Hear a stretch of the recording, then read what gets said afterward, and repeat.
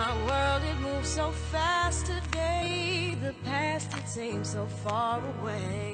America sends its kids to school. They are unaware that they are being prepared for war. America pays no attention to the schools being formed into military facilities. White Americans are so blinded by Trump's racism, they don't even see their own deaths. BuzzFeed dug up an old quote from Donald Trump talking about a large-scale terror attack 19 months before 9/11. In his 2000 book, The America We Deserve, Trump wrote, "I really am convinced we're in danger of the sort of terrorist attacks that will make the bombing of the 1993 Trade Center look like little kids playing with firecrackers." Trump also mentioned the mastermind of the attack, writing, quote, "One day, we're told that a shadowy figure with no fixed address named Osama bin Laden is public enemy number one, and U.S. jet fighters lay waste to his camp in Afghanistan. He escapes back under some rock, and a few news cycles later, it's on to a new enemy and a new crisis." Trump. Wait. Yeah. Okay, hold on a second. Is this really Trump before 9/11?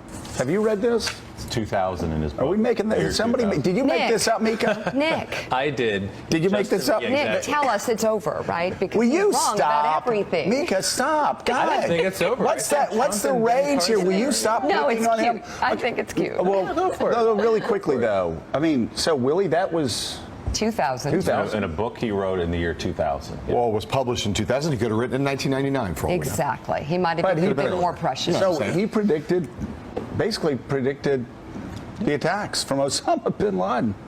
A Wall Street Journal investigation into Donald Trump's business career finds the GOP presidential nominee sometimes dealt with people connected to organized crime in his Atlantic City and New York real estate work. Joining us now to discuss is WSJ investigative reporter Michael Rothfeld. Hi, Michael. Great to see you. Hi, Tanya. First off, if you would give us a little bit of the story behind the story. How long did this investigation take? How many reporters were involved, and who did you talk to?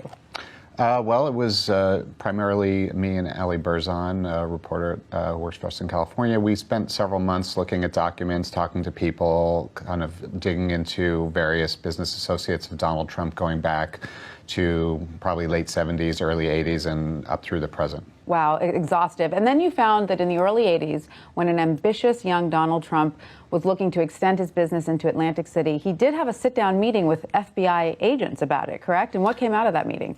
That's right. Well, he was looking to open a casino in Atlantic City, New Jersey. He had primarily been working with his dad developing properties in New York City, and he wanted to know what kind of risks. My dad's business has a reputation, and I don't want to jeopardize that by going into Atlantic City. So he had someone he had met in Atlantic City who was an FBI informant, a guy named Dan Sullivan, who was a Teamster, and he introduced Trump to these FBI agents.